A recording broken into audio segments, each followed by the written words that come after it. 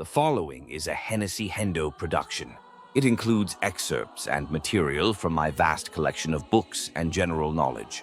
Please share the videos, like, comment, and subscribe to the channel.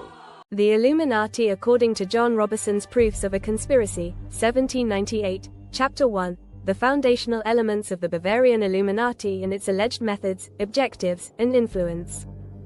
Part 1, Historical Background, Origins of the Illuminati. John Robison begins by describing the foundation of the Bavarian Illuminati by Adam Weishaupt in 1776. This secret society aimed to challenge existing religious and governmental structures through Enlightenment ideals. The Illuminati is portrayed as a movement dedicated to secularism, rationalism, and societal reform, although Robison frames these goals as subversive and dangerous. Part 2, Structure and Secrecy. Hierarchical organization. The Illuminati's structure mirrors Freemasonry, but with higher degrees of secrecy. Members were recruited into various degrees, progressing from novices, minervals, to higher ranks that revealed deeper objectives. Secrecy as a tool. Robison emphasizes the secretive nature of the society, which he claims was critical to its success in infiltrating other organizations, especially Freemasonry. Part 3, Alleged Goals. Undermining traditional institutions. The Illuminati aimed to abolish organized religion, particularly Christianity, and to dismantle monarchies in favor of secular governance. Global revolution. Robison asserts that the Illuminati envisioned a worldwide transformation, aligning with revolutionary movements like the French Revolution. Part 4, Methods of infiltration. Freemasonry as a vehicle. The Illuminati is described as exploiting the infrastructure of Freemasonry to spread its influence. Members infiltrated Masonic lodges and redirected their activities toward Illuminati goals. Targeting elites. The society recruited intellectuals, influential figures, and government officials to position themselves within power structures. Part 5, Criticism and Suppression. Accusations and Evidence. Robison recounts how the Bavarian government discovered and suppressed the Illuminati after unearthing documents detailing their objectives. Weishaupt was forced into exile, and the society was officially disbanded, though Robison suggests it continued to operate covertly. Moral alarm. Robison criticizes the Illuminati's philosophy as morally corrosive, arguing that their atheist and secularist ideology would erode social cohesion.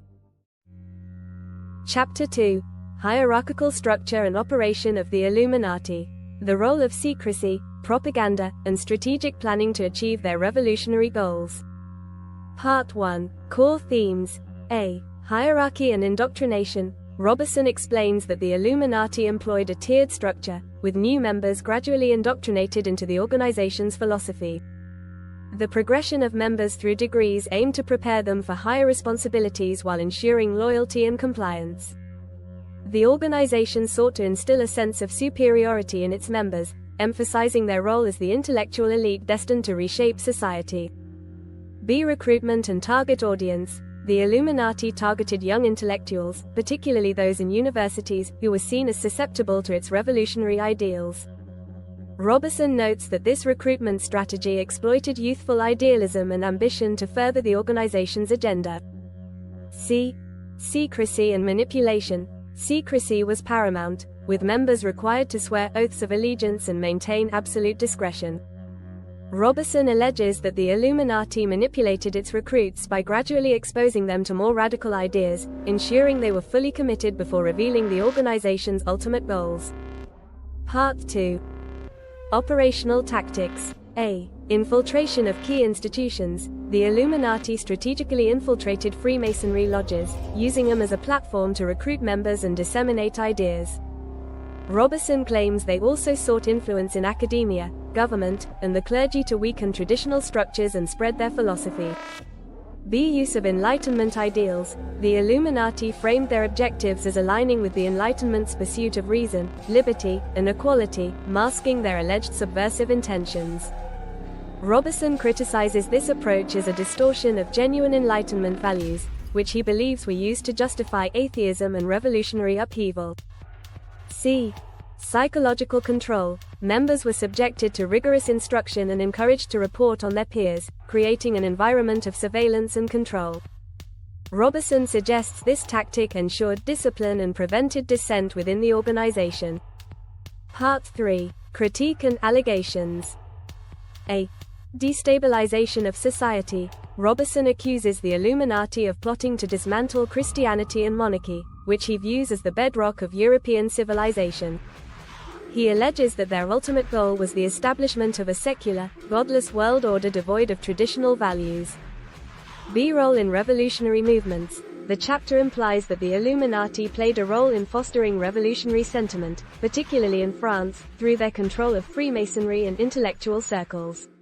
Chapter 3. The German Union and its connection to the continuation of Illuminati principles following the suppression of the Bavarian Illuminati. Part 1. Introduction to the German Union. Robison describes the German Union as an effort to revive and expand Illuminati ideals under a different guise after the Bavarian Illuminati was formally suppressed. He emphasizes that the suppression of the Illuminati did not extinguish its activities, as its members continued to operate covertly through new structures, particularly within intellectual and literary societies. Part 2. Goals and ideology. The German Union is portrayed as carrying forward the Illuminati's revolutionary goals, including the dismantling of traditional religious and governmental systems.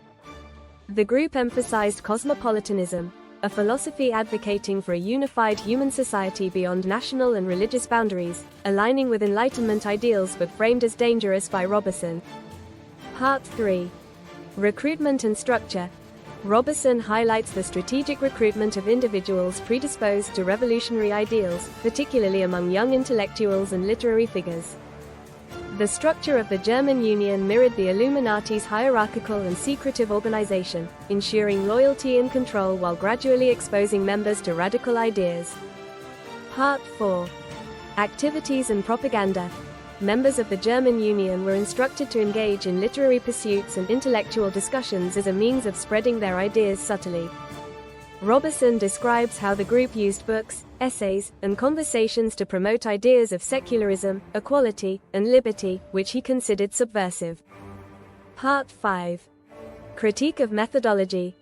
Robison criticizes the methods of the German Union as manipulative, accusing its leaders of exploiting the idealism of their recruits.